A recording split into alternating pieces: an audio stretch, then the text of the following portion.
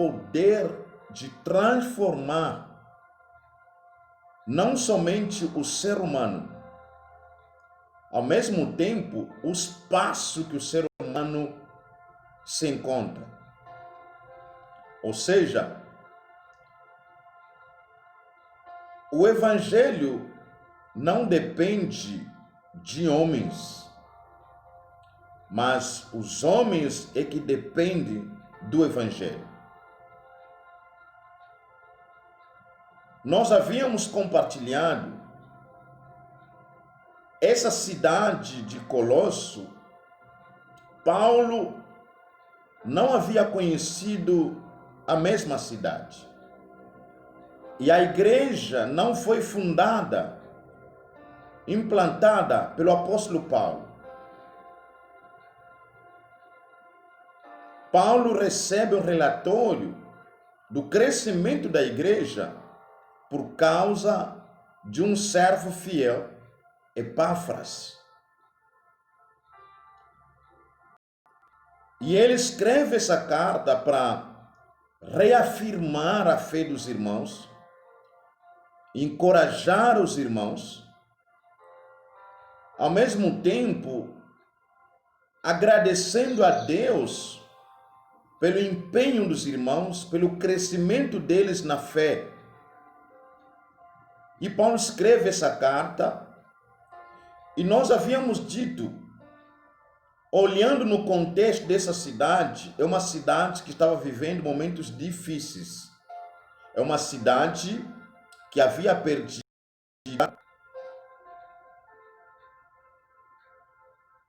sobre outras cidades que estavam ao redor dela.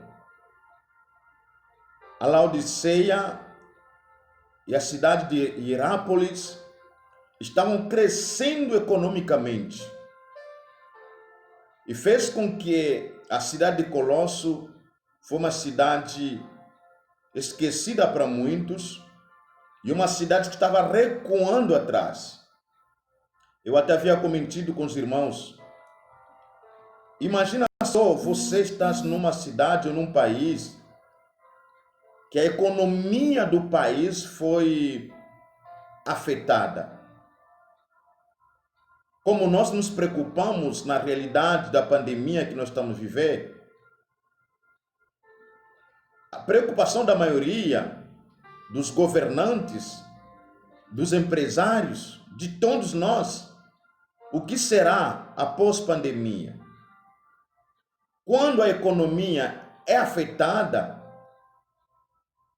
a sua consequência vai se repercutir na vida de muitas famílias, sobretudo de nós que temos o começo de vida. Para aqueles que já são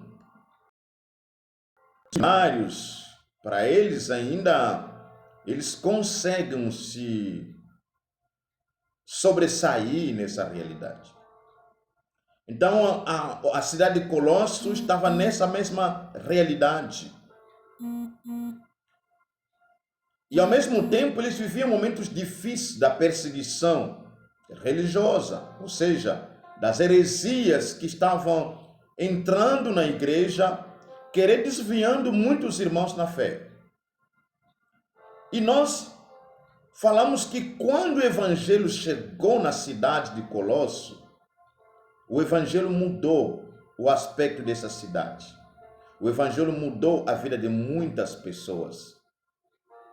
Esse é o poder do evangelho que nós anunciamos.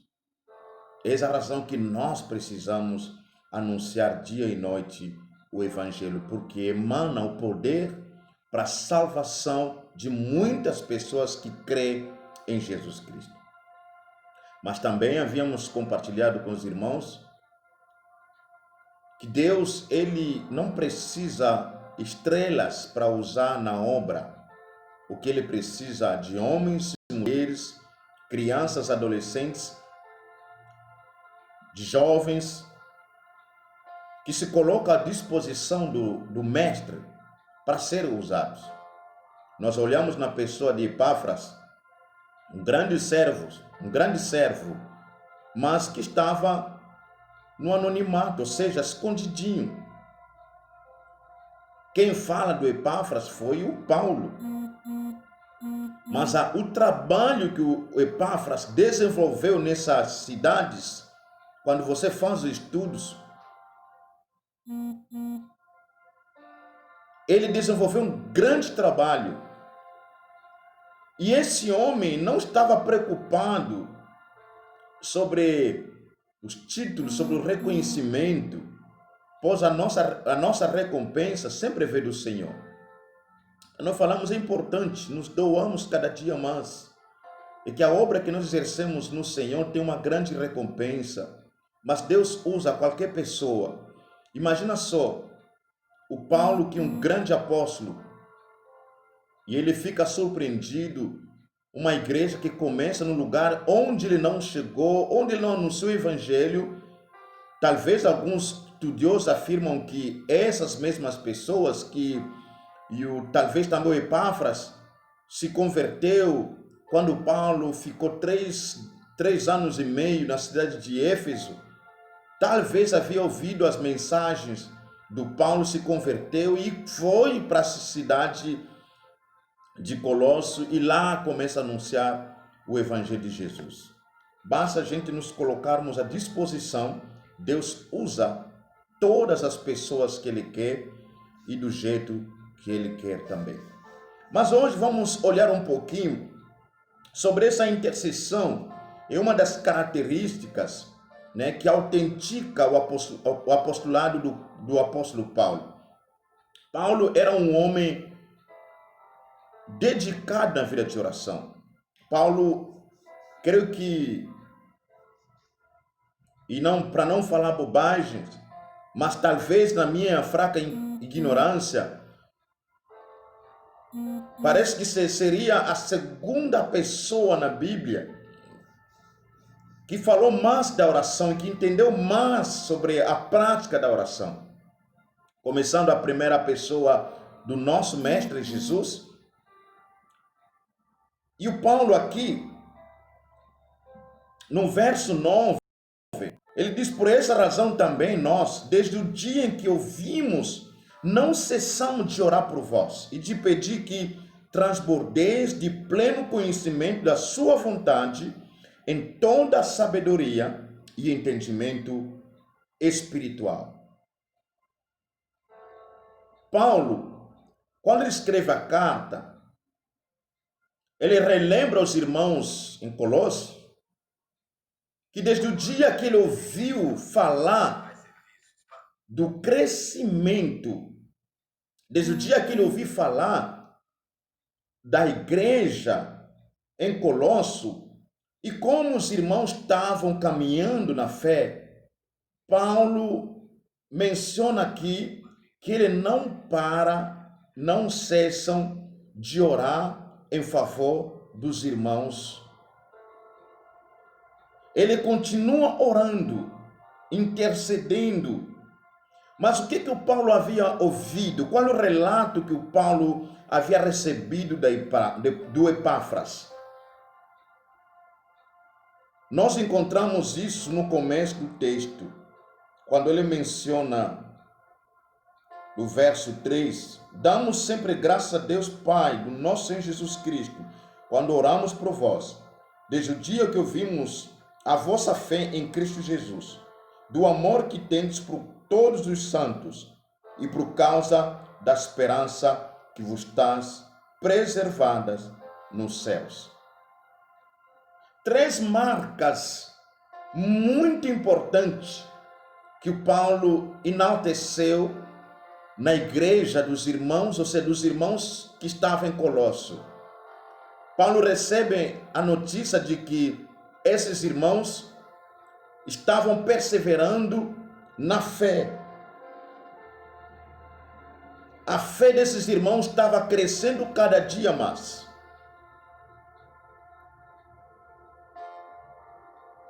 Em segundo lugar, o amor deles era visível, o amor nítido. Entre irmãos havia esse amor. Mas em terceiro lugar, a esperança que eles tinham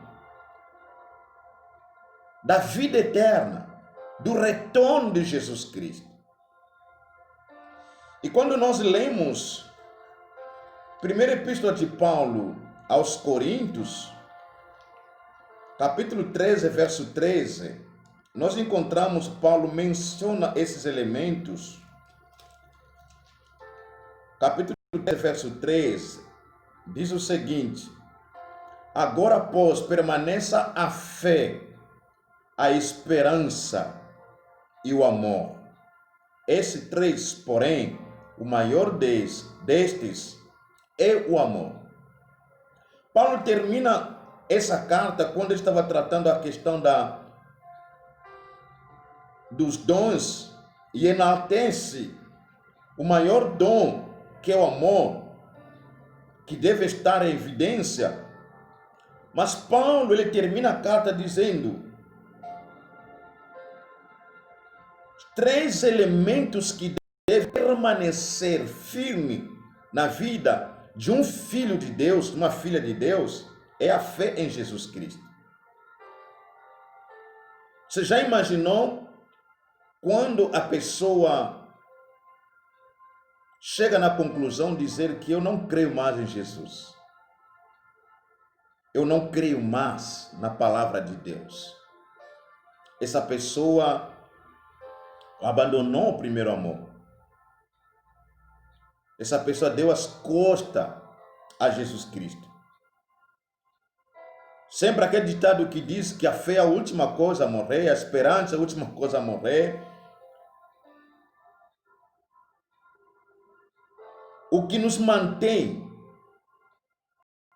seguindo os passos do nosso mestre é a fé. Nós temos fé em Jesus Cristo, nós não contemplamos Jesus fisicamente, mas nós acreditamos pela fé. E essa fé, quando você lê Gálatas, ele é um dom que vem do Senhor. Mas o amor e a esperança. E Paulo, ele agradece a Deus por causa dessas virtudes, a palavra certa estava procurando essa, dessas virtudes que ele encontrou na vida dos irmãos. Perseveravam no amor, eles tinham a esperança de uma vida melhor, a esperança do retorno de Jesus Cristo e a fé dele em Cristo Jesus. Era uma fé viável.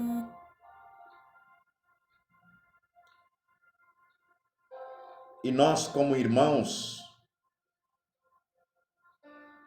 essas virtudes nós precisamos prezar sobre elas. E a Bíblia diz que a fé vem pelo ouvir. Quanto mais nós nos emergimos na palavra do Senhor, alimentamos da palavra de Deus, a nossa fé cresce, a nossa fé vai crescendo cada dia mais. O amor também, como um fruto do Espírito Santo, quanto mais nós nos aproximamos de Deus, da sua palavra, o nosso amor vai crescendo, vai se tornando visível. Você chega ao ponto de amar aquelas pessoas que não te amam. Você consegue perdoar aqueles que não poderia perdoar. Você consegue abraçar aquelas pessoas, talvez, que te machucaram. Esse é o amor de Deus. E a esperança que renova a nossa fé, sabendo que um dia Jesus há de retornar e ele virá na nossa busca. Mas muito bem, Paulo, quando escreve essa carta, ele estava preso lá em Roma. Quando eu fui estudando esses versículos, eu estava dialogando comigo mesmo, porque a pessoa que poderia receber, a pessoa que necessitaria da oração, seria o apóstolo Paulo. Paulo estava preso em Roma, esperando a execução, esperando a morte. Mas quando Paulo escreve essa carta, ele escreve aos irmãos que ele não cessa de orar. Ou seja, ele tinha algumas pessoas ao lado dele que nunca cessaram de orar desde o dia que ouviram o que o Espírito de Deus está realizando na cidade de Colossos. Eu estava me questionando como pode um homem esperando a morte, a execução, um homem que sabe que está preso, ele poderia escrever a carta dizendo o seguinte aos irmãos: se o evangelho chegou a vocês, talvez eu, Paulo, preguei, algumas pessoas se converteram e essas pessoas chegaram até onde vocês estão. Agora eu, Paulo, são minhas palavras, tá? Agora eu, Paulo, sou inocente, estou aqui preso, condenado, sendo inocente por falar do amor de Deus, por pregar a pessoa de Jesus Cristo. Paulo poderia pedir aos irmãos que intercedessem a favor dele, para que Deus o libertasse da cadeia, para que Deus o retirasse na situação que ele se encontrava. Mas é interessante, quando nós olhamos nessa carta, Paulo não está preocupado de pedir aos irmãos que orassem em favor dele.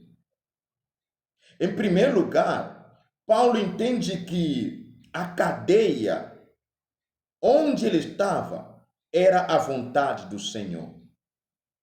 E lá, dentro dessa cadeia, Paulo consegue escrever 3 cartas, 3 epístolas. E são epístolas muito profundas. Quando você mergulha na carta de Filipenses, você consegue encontrar alegria transbordando na carta de Filipenses.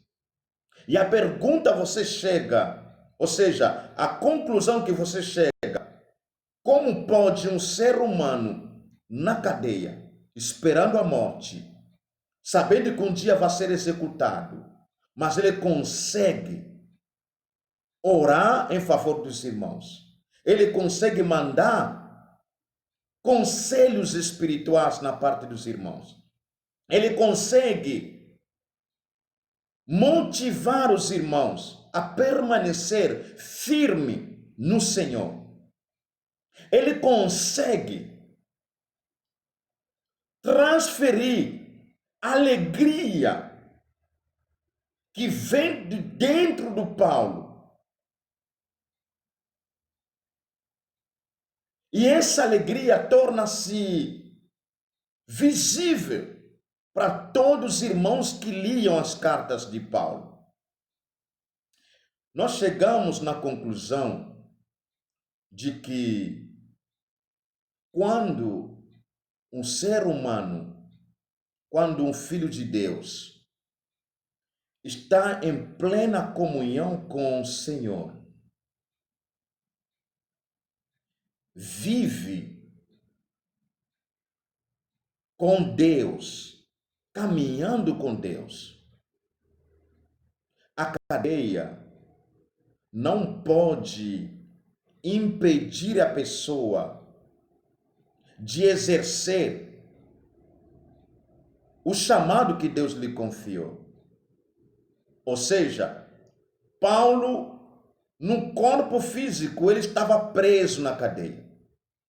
Mas a alma do Paulo não estava presa. Paulo, o corpo estava na cela, estava na cadeia, mas o espírito do Paulo estava em plena comunhão com Deus. E Paulo deixa grandes lições para mim e para irmão, para irmã, que não importa o lugar onde você esteja, o que importa é quem que está conosco. O Espírito de Cristo se habita em nós, Nós podemos estar na cadeia, anunciar o Evangelho de Jesus Cristo. Nós podemos estar no leito do hospital, louvando ao Senhor. Nós podemos estar vivenciando qualquer circunstâncias totalmente difíceis, mas mesmo assim, nós podemos ter um hino de louvor nos nossos lábios. Paulo, ele ora em favor dos irmãos lá em Colossos. Ele não pediu para ser libertados, para ser libertado. E talvez é esse motivo que nós não entendemos várias situações que acontecem conosco. Sabe, quando nós vivenciamos situações difíceis, a primeira coisa que vem na nossa mente é orar para que Deus nos cure. Isso é bem verdade. É orar para que Deus nos tire naquele lugar. É orar para que Deus nos liberta. É orar para que Deus faça algo sobrenatural. Isso nós precisamos pedir. Mas é importante, irmãos, entender o momento, a época e o lugar que nós estamos. Tem situações que acontecem com a nossa vida, é a permissão de Deus. Deus, às vezes, permite que a gente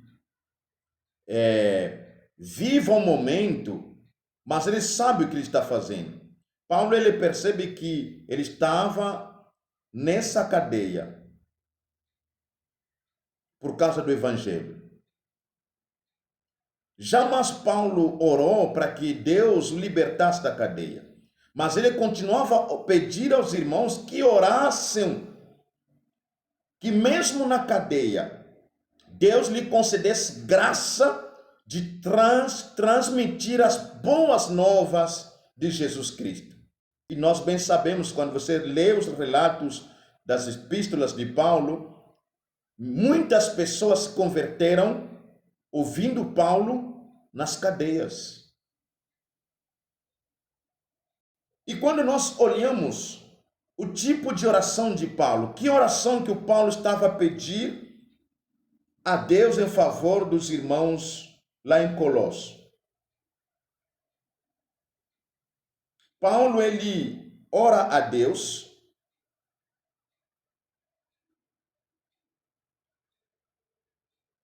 para que os irmãos crescessem no conhecimento de Deus. Ou seja, oro por vós e de pedir que transbordeis de pleno conhecimento da sua vontade e toda a sabedoria e entendimento espiritual. Paulo estava pedindo a Deus, orando em favor desses irmãos, que ele ouviu bons relatos, como a vida desses irmãos estava sendo usado como testemunho para muitas pessoas que estavam ouvindo a mensagem e acreditando no Evangelho de Jesus. Agora o desejo do Paulo é orar a Deus para que os mesmos irmãos que crescessem no conhecimento de Deus, esse conhecimento de Deus fosse um conhecimento que chegasse a transbordar na vida dos irmãos, ou seja, que eles possam adquirir a maturidade, que eles chegam num nível de compreender a vontade de Deus, o Evangelho de Cristo, e de praticar esse Evangelho. E eu chego na conclusão, meus irmãos, que um líder eficaz sempre ora pelos liderados. Paulo traz lição para mim, como pastor, para irmão, diácono, para o líder, para a irmã, que é mãe, para o irmão, que é pai, que todo líder eficaz sempre intercede a favor dos liderados. Como pai, como irmão, como mãe, como líder, como pastor, como líder de ministério, jamais colheremos frutos naquilo que nós estamos a exercer se não mergulharmos na vida de oração. Se queremos ver os nossos liderados permanecendo no caminho do Senhor, crescendo na graça, crescendo no conhecimento de Jesus Cristo, é da nossa responsabilidade, como igreja de Jesus Cristo, orar intercedendo em favor dos liderados. É importante que nós oremos pelos nossos filhos. De suma importância, irmãos, interceder em favor dos seus netos, dos seus bisnetos. É importante que nós oremos em favor das pessoas, aquelas que estão começando a fé cristã agora, estão dando os primeiros passos na vida cristã. Mas é importante interceder em favor de todos os irmãos. Sabe, a oração se realiza no secreto, mas os resultados da oração é visível para todo mundo. Quando você ora, ninguém te vê, somente Deus. É você e Deus. Quando eu intercedo em favor das pessoas, ninguém me vê. E nós não temos tempo de chegar dizendo às pessoas: olha, eu passo tempo orando por você, eu jejuo por você. Isso é vanglória, é hipocrisia. Nós, quando oramos, ninguém nos enxerga. Por isso, a oração, o ministério de oração, muitos não querem abraçar. Porque é um ministério que não coloca a pessoa no top. Não, é um ministério que a pessoa no off, no esconderijo. É só Deus que sabe. Quando nós deixamos comentar no WhatsApp: irmão, estou precisando de oração, preciso isso e isso. Aí eu chego lá, eu oro por você. Coloco aquele símbolo de mão assim, de Buda, né? Aí coloco: amém, estarei orando. Amém, vou orar. Mas a pergunta que pode surgir: será que nós oramos mesmo do jeito que nós deixamos as mensagens e respostas dos pedidos, irmãos? Espero que sim. Amém. Deus seja louvado. Mas quem pode responder essa pergunta? É a irmã, o irmão e Deus. Deus sabendo que, peraí, quando você escreve que eu oro por você, talvez até você não chega de interceder, não chega a ter tempo de oração.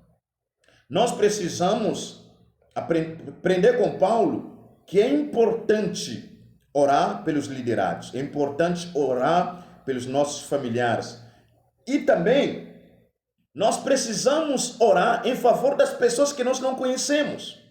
Paulo está intercedendo de uma igreja, das famílias que ele nunca teve oportunidade de conhecê-las. Paulo recebeu a notícia. Para você interceder a favor das pessoas, não importa se você conheça as mesmas pessoas ou não. Mas a palavra de Deus nos encoraja que nós precisamos interceder em favor de todas as pessoas. E a nossa